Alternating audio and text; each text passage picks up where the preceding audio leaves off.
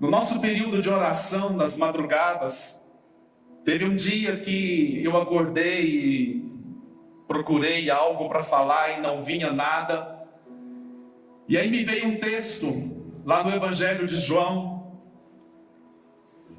E naquele dia eu creio que, impulsionado pelo Espírito Santo, eu falei para as pessoas que estavam participando conosco sobre a necessidade de nós termos uma fé disposta a servir a Deus, sem nos importarmos com as respostas que muitas vezes gostaríamos de ter e não tivemos. E naquele dia, algo muito forte então nasceu no meu coração e eu falei que eu gostaria de compartilhar com os irmãos um pouco mais sobre esse tema. E eu coloquei então o tema nessa palavra de uma fé servidora. Porque eu entendo, irmãos, que nesses dias de jejum, nós estamos no período de 40 dias de jejum e oração.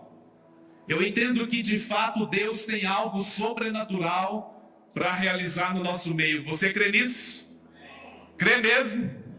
Vire para a pessoa que está do seu lado então e diga assim para ela: Deus tem algo sobrenatural, já foi, para realizar na sua vida. E aí, irmãos, nasceu então essa palavra, uma fé servidora. E eu queria que você prestasse atenção nesses próximos 30 minutos. Eu quero ser bem breve, bem prático aqui. O Evangelho de João, ele traz um texto muito interessante. Aliás, eu vou falar algo particular meu.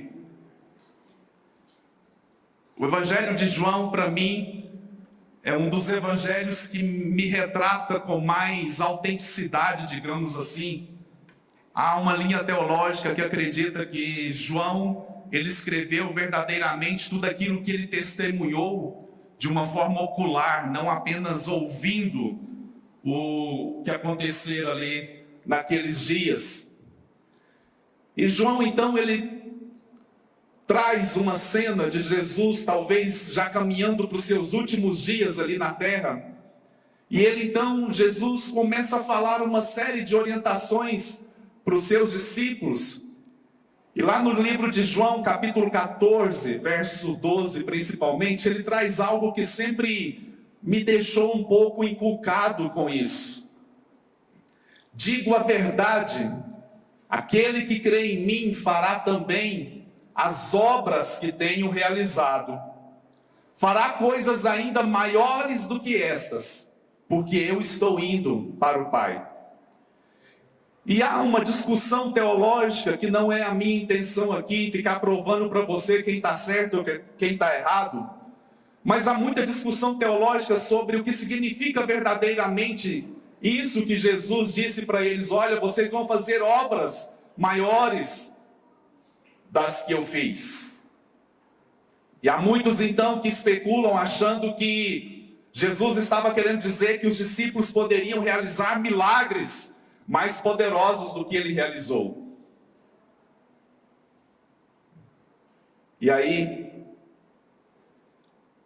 quando você vai ler todo o capítulo 14, capítulo 13 também, e o capítulo 15, quando ele vai falar que ele é a videira verdadeira, e aí ele vem falando toda uma explanação muito profunda de toda a essência dele sobre a terra. Você vai ver que Jesus, ele está dizendo: olha, há uma continuidade que precisa ser realizada na terra. O que eu comecei a fazer aqui precisa ser continuado. O que eu iniciei aqui precisa ir e precisa dar continuidade a tudo isso que eu comecei a fazer. Mas então a gente precisa ir lá para o original, né? E obras no original é um termo grego que significa, que diz ergon. Ele é traduzido então por obras. Mas na verdade, esse termo ergon, ele significa trabalho.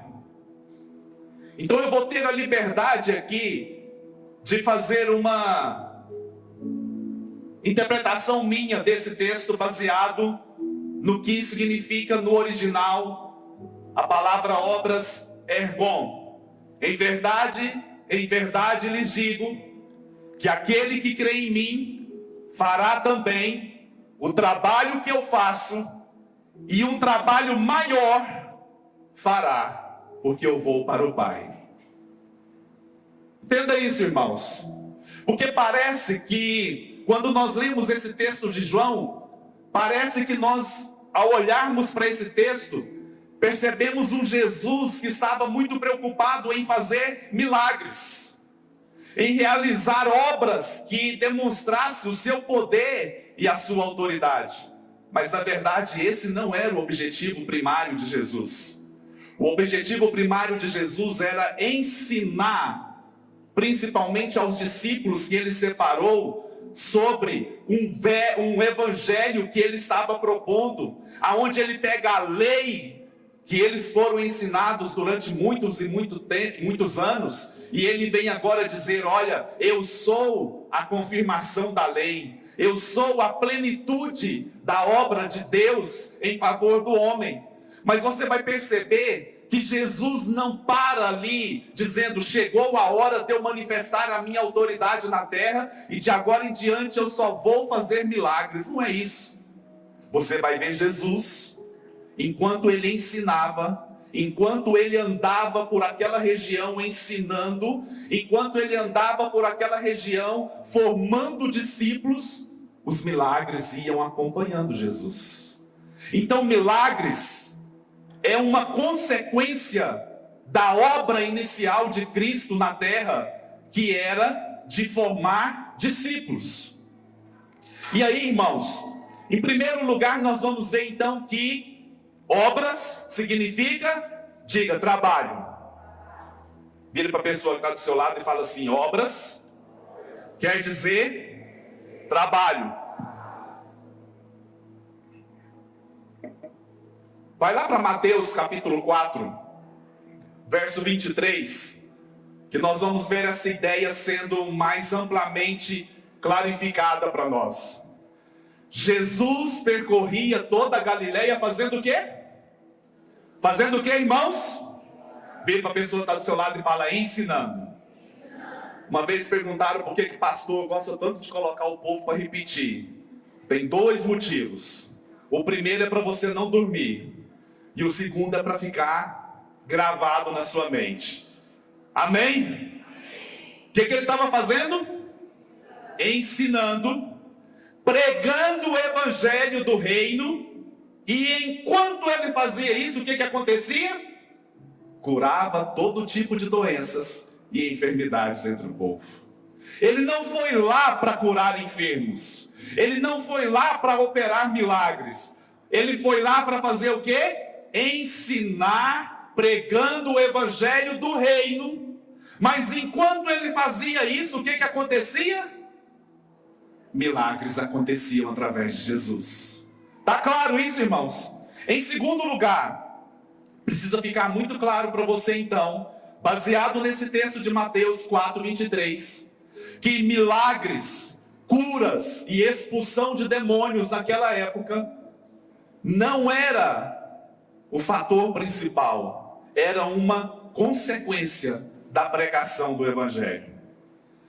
Agora vamos lá para um texto que eu preciso muito que você pelo menos saia daqui hoje com desejo de chegar na sua casa e ler todo o evangelho de João, ou pelo menos todo o capítulo 17 de João. João 17, 4. Olha só. Nós vamos ler vários versículos aí, tá, Igor? Eu te glorifiquei na terra, realizando a obra que me deste para fazer. Então Jesus está dizendo para Deus aqui: Senhor, eu te glorifiquei na terra fazendo o quê? A obra que o Senhor me mandou fazer. Qual foi a obra que Deus mandou Jesus fazer? Ensinar o evangelho do reino. Até aqui tudo bem? Jesus cumpriu ou não a sua missão? Ele está dizendo aqui que sim. Avançando aí.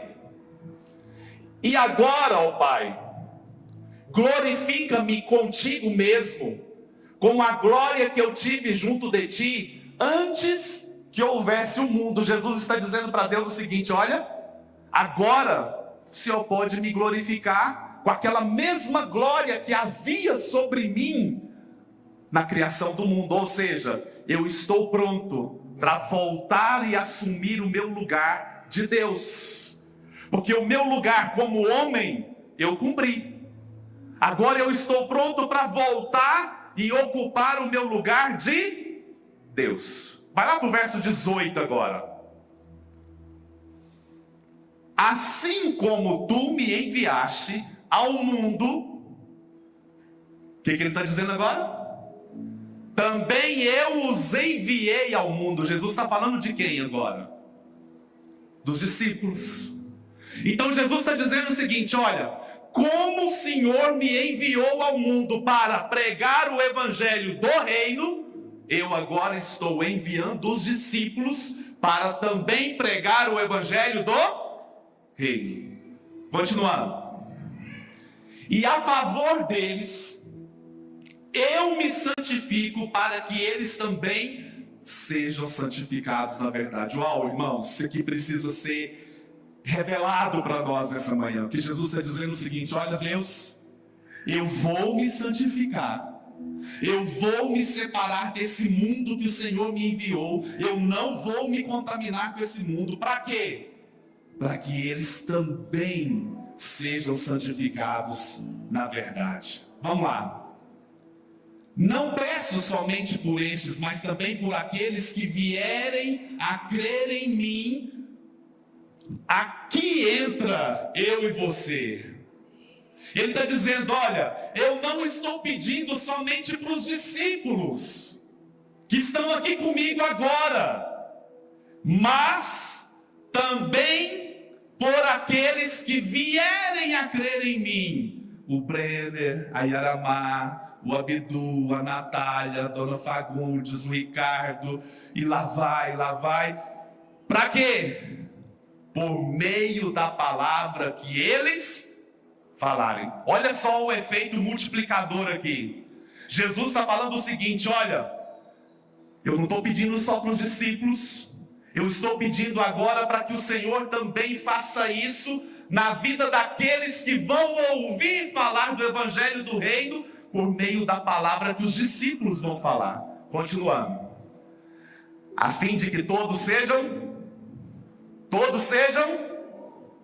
e como tu, ó Pai, estás em mim e eu em ti, também eles estejam em... Aqui mora um segredo. Jesus agora está dizendo o seguinte: olha, eu e o Senhor somos um, mas quando eles começarem a anunciar o evangelho do reino, eles vão ser um em nós, e ele já estaria na glória. Ele já teria sido ressuscitado. Continuando. Volta. Para que o mundo creia que tu me enviaste. Então, a responsabilidade de fazer o mundo acreditar que Deus enviou Jesus ao mundo é de quem, irmãos? Bata a mão no peito. Diga: minha.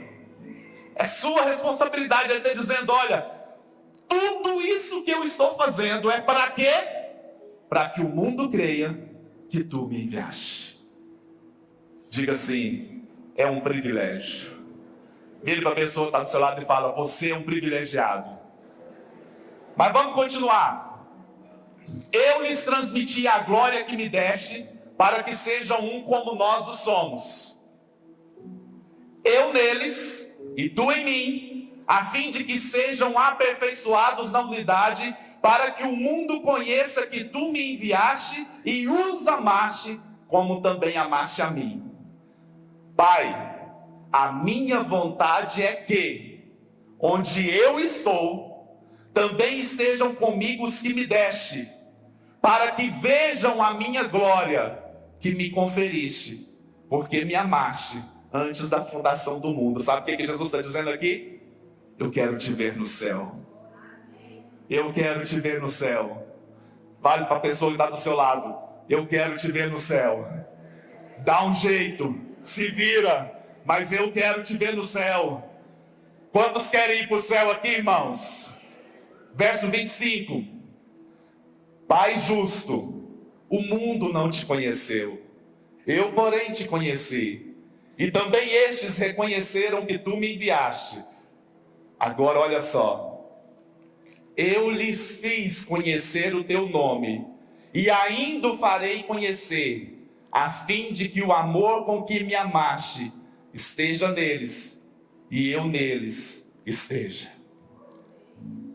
Oh, irmãos, o que me chama a atenção aqui de todo esse texto que nós lemos, no verso 23 ele diz assim: o mundo somente saberá que Jesus foi enviado, e do amor de Deus, a partir da nossa disposição em cumprir a missão que Ele nos deu. E então nós entendemos que a expansão do reino de Deus na terra depende da nossa disposição de realizar obras maiores do que as de Jesus. O que eu entendo com isso então? Que a obra que Jesus realizou naquela época, ela foi limitada a uma região. Ela foi limitada a um grupo de pessoas muito específica. Mas quando Jesus está caminhando para a sua morte, tem um texto que ele é conhecido praticamente em todas as religiões, digamos assim, que é a grande comissão. O que Jesus fala para os seus discípulos? Ide por todo mundo, pregai o evangelho a toda criatura, fazendo o quê? Ensinando-os. Então, o que Jesus está dizendo agora na grande comissão é: eu estou dando para vocês, discípulos, eu estou dando para você que está ouvindo falar de mim, está acreditando na minha palavra, eu estou dando agora uma missão muito maior do que a que eu tive. A responsabilidade de vocês agora é ir por todo mundo e pregar o evangelho a toda criatura. Diga amém. Isso é realizar obras maiores do que a que Jesus realizou. Tem muita pessoa que quer simplesmente acreditar que vai vir um poder sobre você para você operar milagres extraordinários. Isso pode acontecer. Mas a obra que Jesus espera que eu e você façamos em nome dele é pregar o evangelho a toda criatura, é ir por todo mundo, é anunciar as boas novas para todas as pessoas. Vai lá, Mateus, acho que é 27 ou 28, não sei.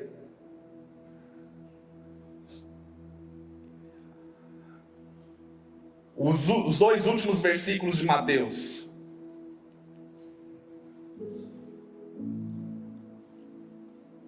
Não, 28 então. Ide, portanto, fazei discípulos de todas as nações, batizando-os em nome do Pai, do Filho e do Espírito Santo. Jesus agora pega a missão que ele tinha recebido de Deus e ele então transmite para mim e para você, dizendo o seguinte: olha, a partir de agora você está recebendo uma missão maior do que a que eu anunciei para você. Eu quero te fazer uma pergunta com muito amor. Para que você quer tanto receber o seu milagre? Para que você precisa tanto receber o milagre que você tem pedido nesses últimos dias? Qual seria o propósito de Deus em responder a sua oração? Quantos aqui precisam de um milagre? Eu preciso. Essa semana eu e a minha família nós precisamos de um milagre. E nós estamos crendo que nós vamos receber esse milagre. Diga amém. Amém. Fala, vai dar certo. Para quê? Para que Deus vai responder a nossa oração, a esse pedido de um milagre que nós precisamos tanto? Para que Deus vai responder você? Você já te fez essa pergunta? se não é para que você seja levantado como uma testemunha viva do poder de Deus sobre você e sobre todos aqueles que creem nele? Ou simplesmente porque você quer ser alguém que é abençoado? Na real, irmãos, você só quer ser abençoado? Você só quer cruzar os seus braços e esperar que a sua bênção chegue, para que você prove para você mesmo que Deus verdadeiramente te ama? Você quer de fato que o seu milagre chega, para que você seja convencido através de uma resposta do seu milagre que verdadeiramente Deus te ama? É isso mesmo? Porque, irmãos, eu quero te fazer uma segunda pergunta. Enquanto o seu milagre não chegar, o que você vai fazer? Enquanto o nosso milagre não chegar, o que faremos? Você já fez essa pergunta? Vou fazer uma outra pergunta. E se o seu milagre não chegar, o que faremos? Você vai ser aquele que vai emburrar com Deus? Você vai ser aquele que vai mudar de igreja, porque aqui nessa igreja o seu milagre não chegou? Você vai ser aquele que vai pensar se vale a pena mesmo seguir ou não a Deus, porque afinal de contas, que Deus é esse que não se preocupa com um pedido que para Ele é algo tão simples? E aí parece que nós estamos vendo um grupo de pessoas sendo estabelecido dentro das igrejas, simplesmente passivos, esperando a bênção chegar a qualquer preço. E eu não quero que você duvide do milagre de Deus na sua vida, como eu não posso duvidar. Mas, irmãos, e se o nosso milagre não chegar? 2 Coríntios capítulo 12, verso 7.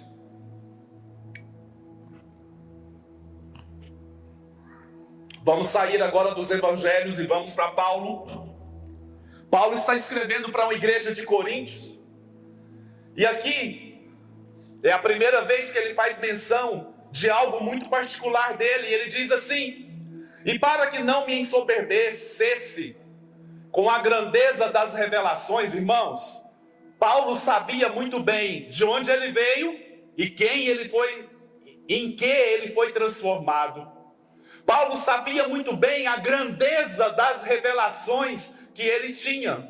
Se hoje nós temos uma Bíblia assim, eu particularmente acredito que Paulo foi um instrumento de Deus, porque Paulo, quando ele começa a escrever as cartas, as epístolas, ele começa então a trazer uma organização, e aí a partir de então a Bíblia passa de ser lida apenas em pergaminhos, como era feito naquela época, e ela começa a ser juntada assim, de uma forma ordenada. Paulo foi um grande influenciador para que isso acontecesse. Acredita-se que a primeira carta que Paulo escreve então, é a carta aos Gálatas. E aí ele dá início a essa sequência, para que hoje nós pudéssemos então usufruir de tudo isso. Mas olha o que ele diz aqui: foi-me posto um espinho na carne, mensageiro de quem? Mensageiro de quem, irmãos? De Deus? Para me esbofetear, a fim de que não me exalte. Por causa disso, 3 vezes pedi ao Senhor que o afastasse de mim. E olha a resposta que ele ouve de Deus. Então ele me disse: a minha graça te basta, porque o poder se aperfeiçoa na fraqueza.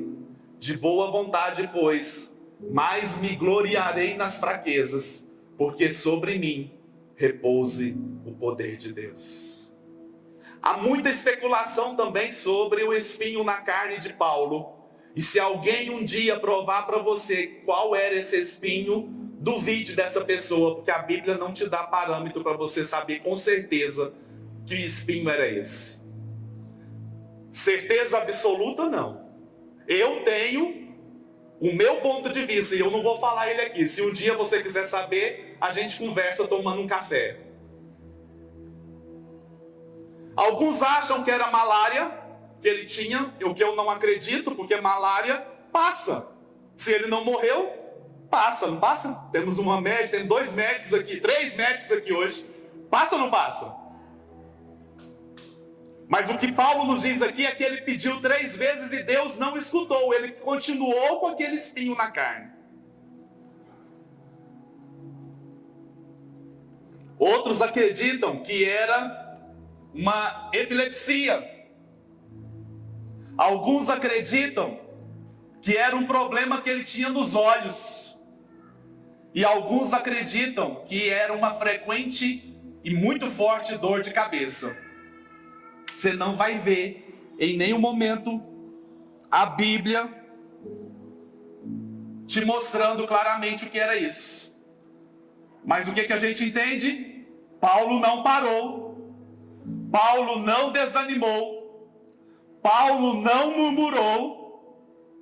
Paulo não ficou procurando respostas e nem procurando culpados. Ele simplesmente prosseguiu. Diga amém. Ele prosseguiu.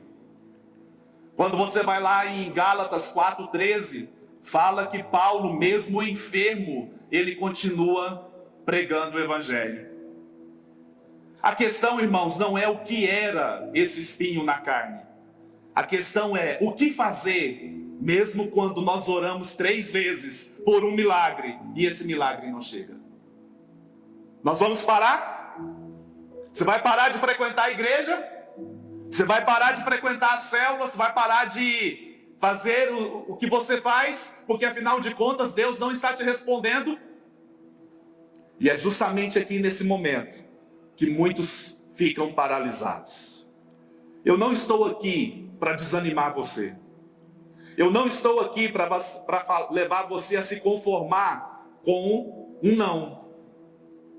O intuito dessa mensagem não é fazer você desistir de buscar o seu milagre.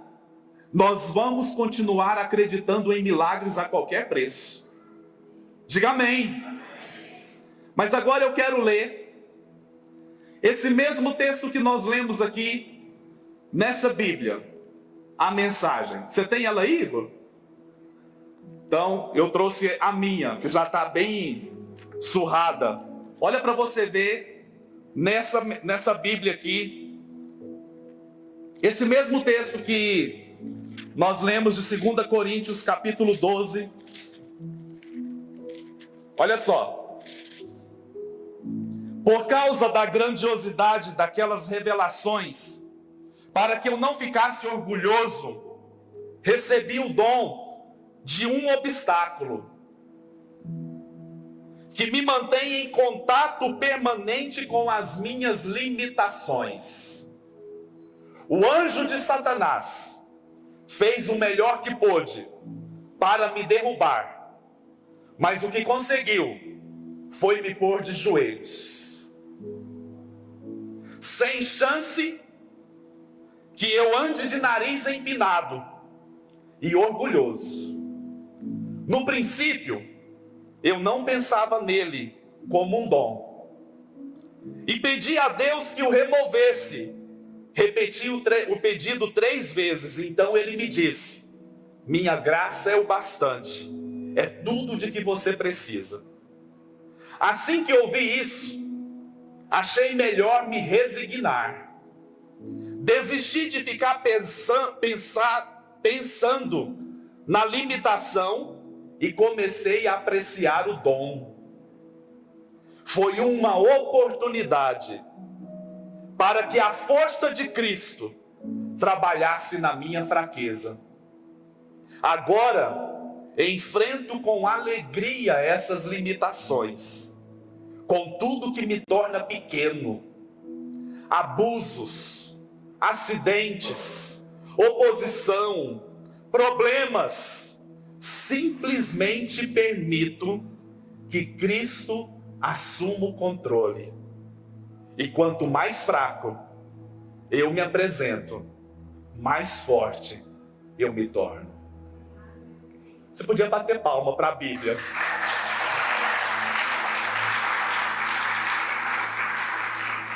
Eu vou postar esse texto aqui amanhã no meu Instagram. Olha que fantástico, irmãos. Paulo, no princípio, ele vê o anjo de Satanás como alguém vindo para limitá-lo e para impedi-lo de avançar. Mas o que esse anjo consegue fazer é ele dobrar os joelhos e depender de Deus. E quanto mais fraco ele via, mais forte ele se tornava. Achei melhor me resignar.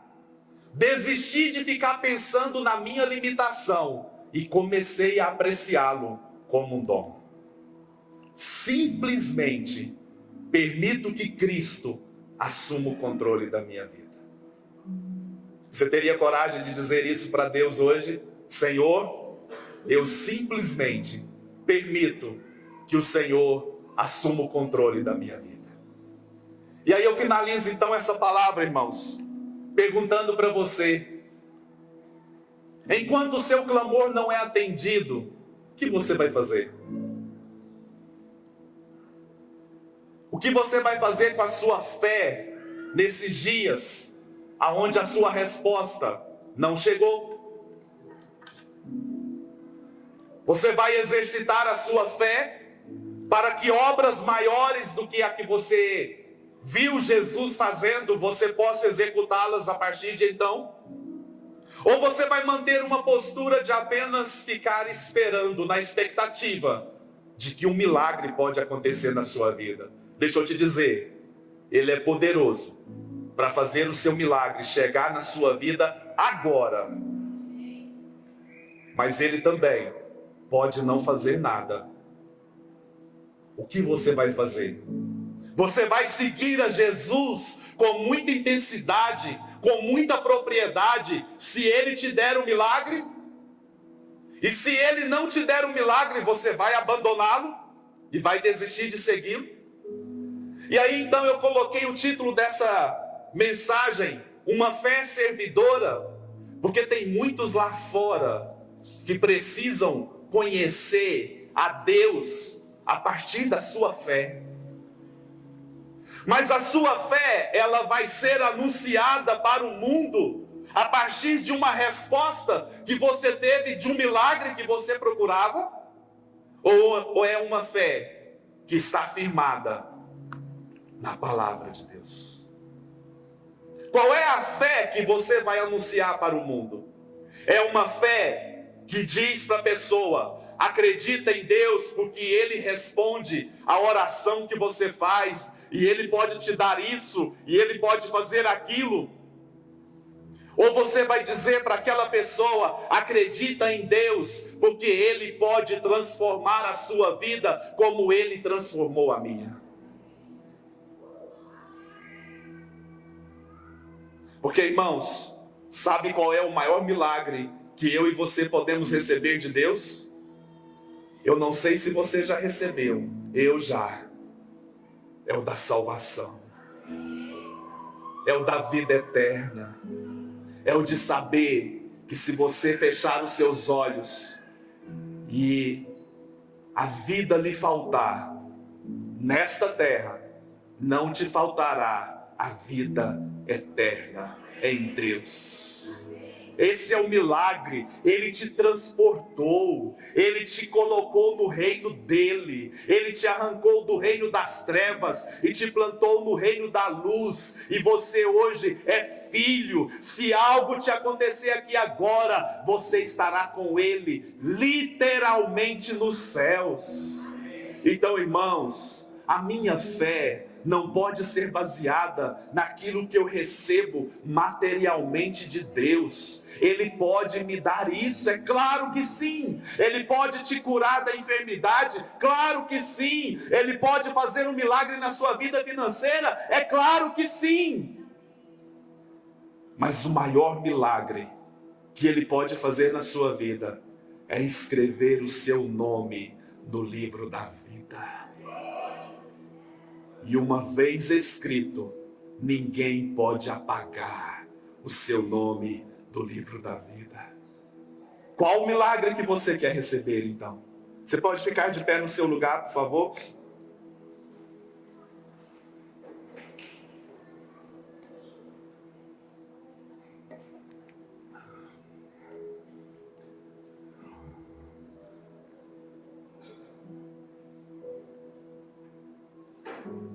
Olha só como que Deus age, irmãos.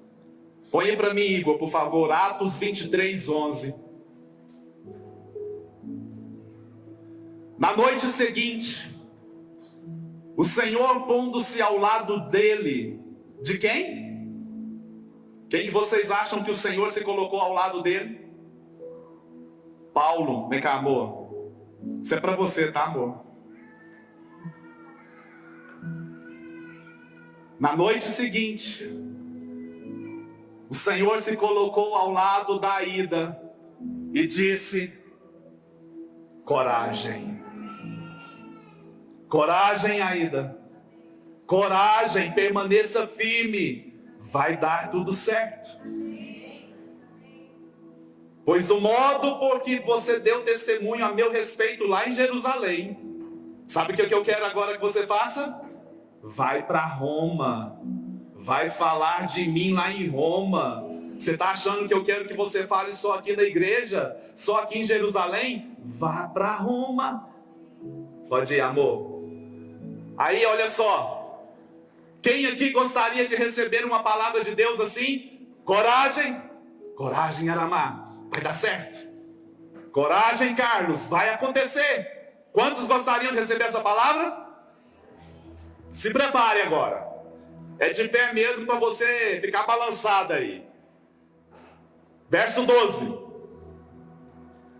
Quando amanheceu, os judeus reuniram e sobre anátema juraram que não haveriam de comer nem beber enquanto não matasse Paulo. Entendeu o porquê da coragem? Sim ou não? Um grupo de mais de 40 pessoas começam a jejuar e falam que não iam comer nem beber enquanto não matassem Paulo. Aí você vai falar assim: peraí, Deus, tem uma coisa errada. O Senhor acabou de aparecer aqui do meu lado falando que é para mim ter coragem para anunciar a tua palavra, e agora o inimigo se levanta aqui, Senhor. Está errado. Porque a gente condiciona a nossa mente a achar que só é de Deus uma palavra quando não tem resistência nenhuma. Não é assim? A gente chega a orar assim: olha, Senhor, se tudo der certo, eu vou cumprir a tua palavra. Se Deus me abençoar, eu vou cumprir o meu chamado. Se o Senhor fazer tudo der certo na minha vida, se a minha vida financeira estiver redondinha, pode contar comigo que eu vou pregar o teu evangelho. É isso que está ensinando aqui na Bíblia? Um grupo de mais de 40 pessoas se levanta para matar Paulo. Mas vamos continuar para vocês verem o tanto que o negócio é mais apertado. Verso 22. Paulo é enviado para a Itália. E o comandante então despediu o rapaz, recomendando que a ninguém dissesse ter lhe trazido essas informações. 23. Chamando 2 centuriões, ordenou: tende de prontidão, desde a hora 3ª da noite, 200 soldados, 70 de cavalaria e 200 lanceiros para ir até Cesareia. Não, Igor. É o 27 e 22, desculpa.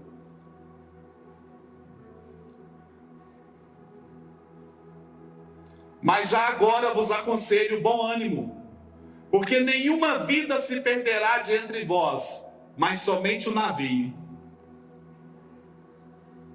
Paulo está falando para o capitão do barco: tenha bom ânimo, ninguém vai morrer, mas o navio vai explodir. Vai sobrar nada. Verso 28, 3. Tendo Paulo ajuntado e atirado à fogueira um feixe de gravetos, uma víbora, fugindo do calor, prendeu-se-lhe a mão. Eu economizei aqui a história. O navio vira nada, ninguém morre e eles vão parar na ilha de Malta. Aí chega lá na ilha de Malta, Paulo reúne o povo, vão acender uma fogueira. Quando ele vai lá acender a fogueira, o que acontece? Uma cobra vai, pica a mão dele. E aí as pessoas começam a dizer que ele está debaixo de maldição. Mas aí, como nada acontece com Paulo, depois que ele é picado, começam a achar que ele é Deus. Você acha que acabou por aí? Olha o verso 8. Aconteceu achar-se enfermo de disenteria, ardendo em febre, o pai de Públio. Paulo foi visitá-lo e, orando, impôs-lhes as mãos e o curou. Na real, o que você faria? Você acaba de receber uma palavra de Deus dizendo assim: coragem, vai dar certo. Aí o seu navio quebra, batem no seu carro, e o cara que bateu estava errado e não paga o conserto do seu carro. Aí você é prejudicado em todos os sentidos. Na real, irmãos, você estaria fazendo a obra de Deus? Na real? Aí ele entra no navio, o navio acaba, eles ficam náufragos ali por 14 dias sem comer nada. E aí Paulo vira e fala assim: vocês precisam comer, porque senão vocês vão morrer. E aí eles comem depois de 14 dias sem comer nada. E aí eles vão para a ilha. Na hora que chega lá na ilha, o que acontece? A cobra pica a mão. Na real, sabe qual seria a nossa reação? Deus, peraí, eu estou fazendo a tua obra, por que você não impediu essa cobra de me picar? Sabe o que Deus respondeu para Paulo? Nada. Pequeno demais para explicar para Paulo por que a cobra picou nele. Você sabe o que Paulo faz? Chamam ele para orar com o pai do homem principal da ilha, Públio. Sabe o que Paulo faz? Vai lá, ora com ele. Sabe o que acontece com ele? Ele é curado. Mais do que isso, verso 9. À vista deste acontecimento, os demais enfermos da ilha vieram e foram o quê? Uma fé servidora. É um cara que sabe quem ele é, para que ele foi chamado. Tá dando errado, eu tenho um chamado. Não tá dando certo, eu tenho um chamado. Tá tudo bagunçado, eu tenho um chamado. Não respondeu a minha oração, eu tenho um chamado. Não tirou o espinho da minha carne, eu tenho um chamado. Eu não vou parar, porque o Deus a quem eu sirvo é a Ele que eu vou glorificar com a minha entrega de vida. Então, meus irmãos, nós não servimos a Deus somente quando está dando tudo certo. Nós servimos a Deus também quando está tudo bagunçado na nossa vida. Nós servimos a Deus quando as contas estão atrasadas. Nós servimos a Deus quando a doença está na nossa casa. Nós servimos a Deus quando tudo está dando errado, porque nós temos um chamado. E a nossa fé é para servir a quem precisa, não é para servir só a mim, no milagre que eu quero. A minha fé é para servir quem precisa, e pode ser que quem precisa está aí do seu lado. Olhe para essa pessoa que está do seu lado. Se ela der um sorrisinho assim meio, pode ser que ela está precisando de um milagre. E aí, quando a gente pede para você ir orar com alguém com quem você não conhece, você não obedece. Sabe por quê? Porque é muito fácil ficar na nossa zona de conforto e não irmos à luta em favor de alguém. Mas pode ser que hoje Deus quer usar você na vida de alguém. Ah, mas e o meu milagre? Esquece o seu milagre por um momento. Vai ser bênção na vida de alguém. Deixa Deus te usar na vida de alguém.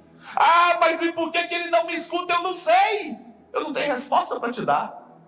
Mas eu tenho para te dizer que vale a pena obedecer. Nós estamos aqui hoje, depois de muitos e muitos anos, falando de um homem que não negociou a sua fé, mesmo tendo um espinho na carne que o incomodava tanto. Ele foi orar por aqueles que precisavam. Você já imaginou se Paulo tivesse ficado lá no seu cantinho, curtindo o sentimento de não ter tido a sua oração respondida?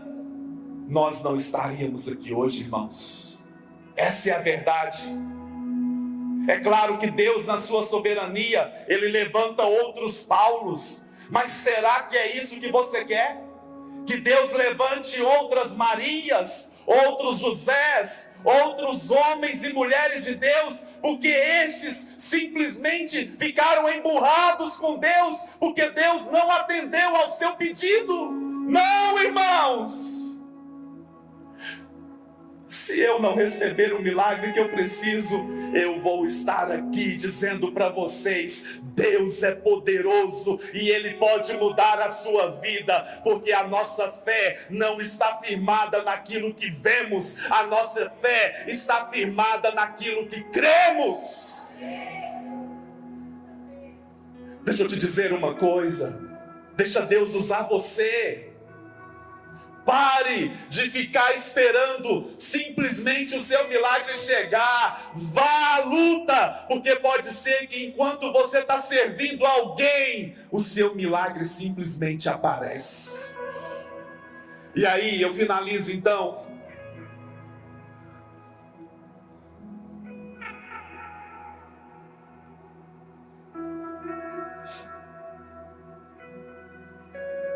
Quando você vê o Evangelho, o livro de Atos, ele simplesmente não termina. Eu vou ler para você os 2 últimos versículos de Atos, para ver se você concorda comigo. Atos 28, 30 e 31. Por 2 anos, lembra que tinha um grupo tentando matar Paulo? Lembra? Você acredita que eles ficaram 2 anos sem comer e beber? Eu não acredito. Eu não acredito. Paulo foi morto, sim. Mas não foi por aquele grupo que falou que ficaria sem comer e beber enquanto não matasse Paulo. Eu não acredito que eles ficaram 2 anos sem comer e beber. É possível? Não é. Por 2 anos permaneceu Paulo na sua própria casa, que alugara. O que Paulo fez, irmãos? Alugou uma casa. E tem muito pastor pregando por aí que morar de aluguel é uma maldição. Maldição é você não pagar o aluguel que você fechou com o contrato. Mas se você tiver dinheiro para pagar o aluguel, não tem maldição nenhuma em pagar aluguel. Melhor é você comprar sua casa. O que Paulo fez? 2 anos. Recebia todos que o... Na real, sabe o que eu e você, muitos de nós faríamos? Senhor, enquanto eu não receber a resposta do meu milagre, eu não vou ajudar as pessoas que estão perto de mim. Isso é egoísmo. Isso é meninice. Isso é melindre. Isso é infantilidade. Verso 31. Pregando o reino de Deus e com toda a intrepidez, sem impedimento algum, ensinava as coisas referentes ao Senhor Jesus Cristo. Sabe o que eu entendo com isso? É Paulo dizendo para mim e para você: continue pregando o reino de Deus por onde você for. Continue anunciando a obra de Deus, mesmo que o seu milagre não chegue. Eu não vou pedir você para vir à frente. Eu apenas vou desafiar você a acreditar que Deus precisa de você. Você pode olhar para essa pessoa no fundo dos olhos dela e dizer isso para ela: Deus precisa de você. Amém, irmãos? Deus precisa de você. O reino de Deus precisa ser anunciado. Muito obrigado por estar aqui hoje.